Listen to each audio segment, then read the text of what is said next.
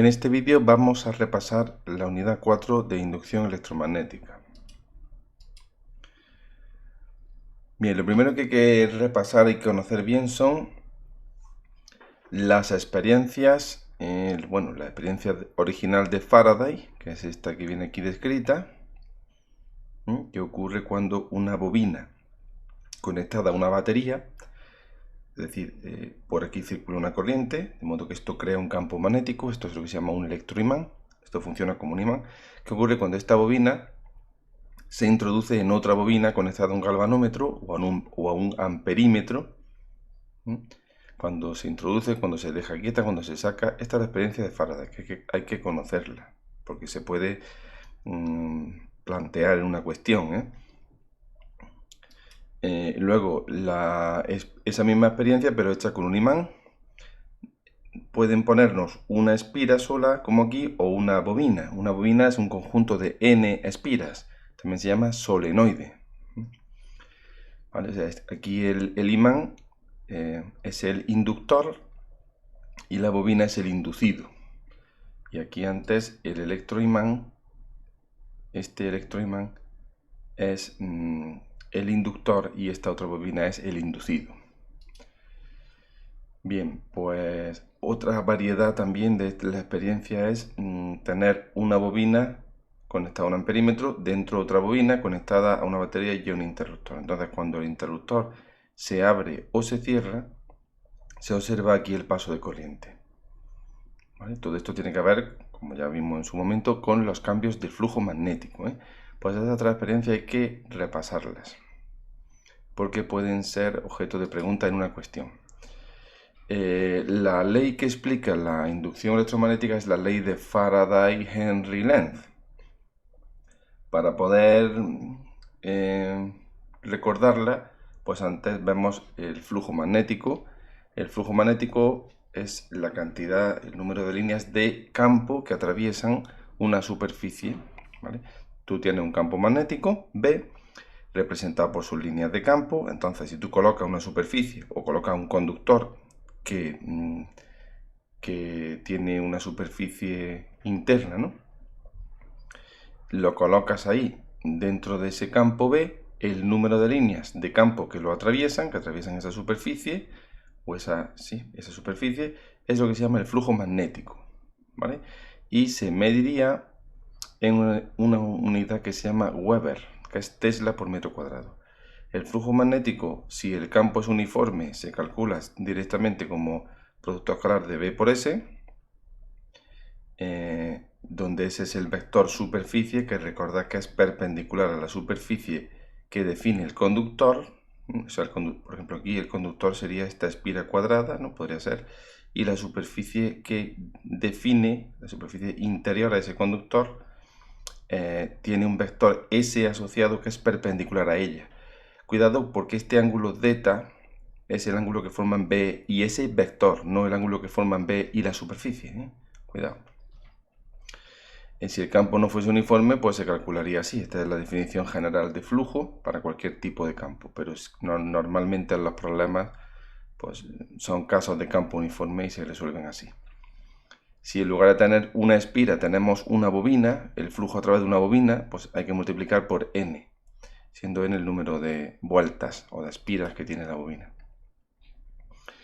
Más cosas que hay que repasar de aquí: la ley de Lenz, que me dice el sentido de la corriente inducida, que será siempre un sentido tal que se oponga a la variación de flujo. Recordad eso de que la naturaleza aborrece los cambios de flujo. Si el flujo aumenta, la corriente inducida creará un campo magnético que tienda a disminuir, o sea, que vaya en contra de ese aumento de flujo.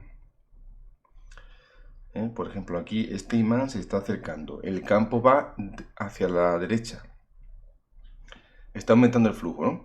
Entonces, la corriente inducida va en sentido antihorario, porque así el campo magnético que esta corriente inducida crea, porque claro, esta corriente también crea un campo magnético que se llama campo inducido, B sub int, normalmente lo ponemos B sub int, int. Pues si utilizamos la regla de la mano derecha, siempre la mano derecha y no la izquierda, si ponéis los dedos en el sentido de la corriente I, el campo sale hacia la izquierda, es decir, un campo que se está oponiendo a ese aumento de flujo, ¿no? Esto también se suele preguntar mucho. Si se aleja, ocurre al revés, y si se introduce el imán por el polo sur, como el campo va hacia la izquierda, es distinto a este caso, ¿eh? Bueno. Después, la experiencia de Henry, en lugar de como aquí la explica el libro, prefiero que la hagáis como hemos hecho siempre, que resolváis, si os ponen un problema de experiencia de Henry, que lo resolváis calculando el flujo y ya está, ¿eh? Y derivando respecto al tiempo, no como lo hace aquí el libro. La ley de Faraday dice que la fuerza electromotriz inducida, a ver, os recuerdo que la fuerza electromotriz no es una fuerza, ¿eh? Es una tensión, es un voltaje, ¿eh? Es una energía por unidad de carga. Energía que se le da a cada culumbio de carga para que se mueva por el circuito, ¿eh? O sea, no es una fuerza, el término fuerza ahí es algo histórico, pero no se refiere, es una energía por unidad de carga. Bueno, pues esa fuerza electromotriz inducida, que se representa con la letra griega epsilon, es igual a la menos derivada del flujo respecto al tiempo. Ese menos que hay aquí es la ley de Lenz, ¿eh? Representa la aportación de la ley de Lenz a esta ley. Aquí está la experiencia de Henry, que el curso pasado pusieron un problema después de muchos años, sin poner problemas de la ley de la experiencia de Henry. Aquí está hecho utilizando el flujo, ¿no? Es decir, tú dices, bueno, tienes este conductor, se está moviendo hacia la derecha con una velocidad v, entonces esta dimensión, o sea, el circuito donde se va a inducir la corriente es este, cuya superficie va aumentando conforme esta barra o esta varilla se mueve hacia la derecha. Entonces, esta dimensión ya digo que es constante, pero esta de aquí va aumentando como v por diferencial de t. Entonces, el aumento diferencial de s pues sería L diferencial de x, pero el diferencial de x es v diferencial de t. Y pues entonces el diferencial del flujo sería b por diferencial de s, b diferencial de s coseno de zeta, que sería coseno de 0, porque el campo es perpendicular a la superficie, coseno de 0, 1, nos queda simplemente pues b diferencial de s, es decir, BLV diferencial de t. Si este diferencial de phi lo dividimos entre diferencial de t, pues nos queda BLV. ¿Vale? Así lo hace el libro. A mí me gusta hacerlo de otra manera.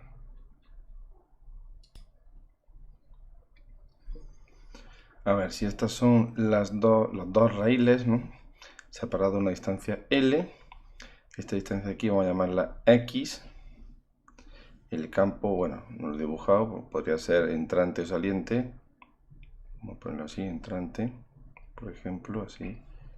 Bueno, esto sería la línea de campo B, ¿vale? Bueno, aquí estaría.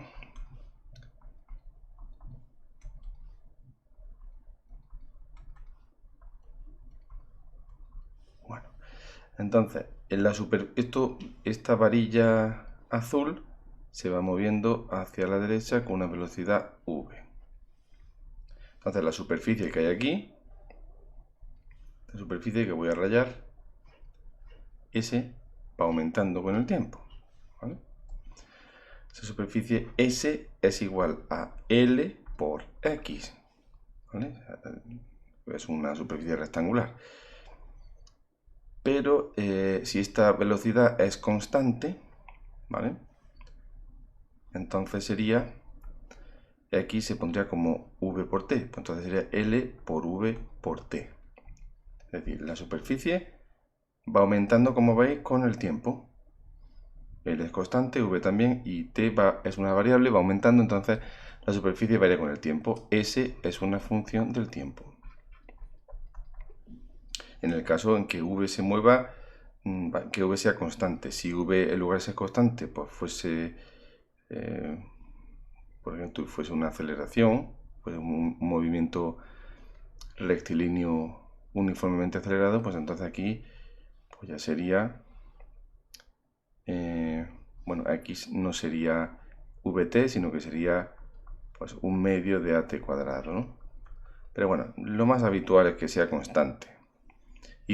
Recuerdo que hice algunos ejercicios con esto, que eran de Madrid, ejercicios que se ponían en las pruebas de Madrid, donde v aumentaba con el tiempo, entonces en vez de poner aquí vt ponías un medio at cuadrado, pero bueno, sería igual, ¿eh? Luego se pondría aquí y se derivaría. Bueno, entonces tenemos ese. El flujo phi, pues sería b por s, que hemos dicho que simplemente sale bs, módulos, producto de módulos, es decir, b LVT. Ya tengo el flujo, como veis, como función del tiempo. ¿Vale? Ahora cogemos y aplicamos la ley de Faraday. Decimos, la fuerza electromotriz inducida es igual a la menos derivada del flujo respecto al tiempo. Si tú derivas esta función respecto al tiempo, esta de aquí, muy fácil, ¿no? Porque BLV es constante, T es la variable, entonces la derivada sería simplemente menos BLV. ¿Vale? Así es como yo he hecho normalmente los problemas de experiencia de Henry y os recomiendo que lo hagáis así.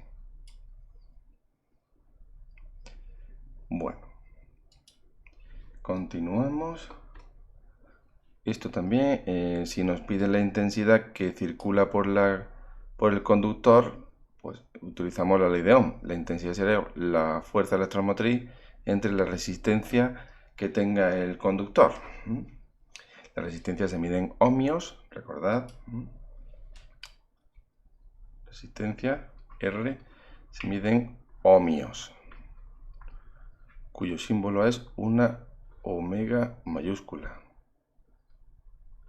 ¿Vale? Y la fuerza electromotriz se mide en voltios, ¿eh? La epsilon se mide en voltios, cuyo símbolo es V mayúscula.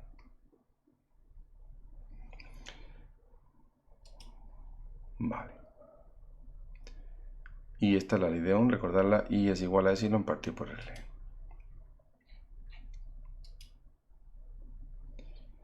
El flujo puede variar bien porque cambie B, cambie la superficie o cambie el ángulo, ¿eh? Cuidado con eso. Y se pueden dar todo tipo de casos. Por ejemplo, en la experiencia de Henry lo que está cambiando es S, ¿no? Cuando se acerca un imán a una bobina, lo que cambia es B. Y si hacemos girar una bobina dentro de un campo magnético, pues lo que cambia es Z. Cuidado con eso. En los problemas muchas veces lo que se está poniendo últimamente, problemas de inducción, lo que se está poniendo es casos donde el campo B es una función del tiempo. ¿Vale? Es decir, cuando calculamos el flujo, como B por S, a lo mejor, cuando digo el campo B es una función del tiempo, lo que cambia es el módulo de B. Pues B puede tener dirección sentido fijo, el conductor también está quieto, entonces esto sale BS coseno de eta, y ya digo, todo esto es fijo, esto también, y esto es lo que está cambiando con el tiempo. Entonces hay que introducir aquí la expresión que nos den, por ejemplo, yo que sé, imagínate que te dicen b es de 2t cuadrado menos 5t. Pues bueno, pues introduce aquí la expresión, opera y luego al derivar, cuando calcules la fuerza electromotriz, al derivar el flujo respecto al tiempo, pues aquí tienes tu función para derivarla, todos los demás son constantes que multiplican. Esto es frecuente últimamente. Y luego el otro problema tipo es el problema de un alternador, ¿no? Donde la espira gira dentro de un campo magnético, entonces lo que cambia con el tiempo es zeta, que es igual a omega t, más un ángulo inicial si lo hubiera, ¿eh? Omega es la velocidad angular de giro.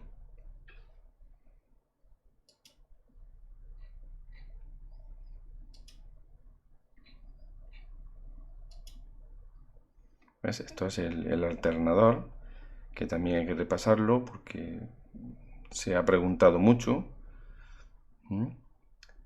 Lo que cambia, delta es igual a omega t, entonces cuando se introduce aquí coseno de omega t, al derivarlo, pues la derivada del coseno es el menos seno, pero con este otro menos de la ley de Faraday se queda positivo, y tenemos que la fuerza de la electromotriz es igual a bs omega, porque al derivar el coseno de omega, pues sería menos seno de omega t por omega, ¿no? Bs omega por el seno de omega t. Cuando se pregunta por la fuerza de la electromotriz máxima, pues sería bs omega, porque el seno de omega t, el valor máximo que puede tener es más menos 1. ¿Vale? Y si se te pide que represente la fuerza electromotriz, recordad cómo es la representación de un seno. ¿Vale? Aquí representación de un seno, por si se nos pregunta. Si se nos pide que representemos el flujo, también el flujo, bueno, el flujo sería un coseno. Hay que recordar la representación de un coseno.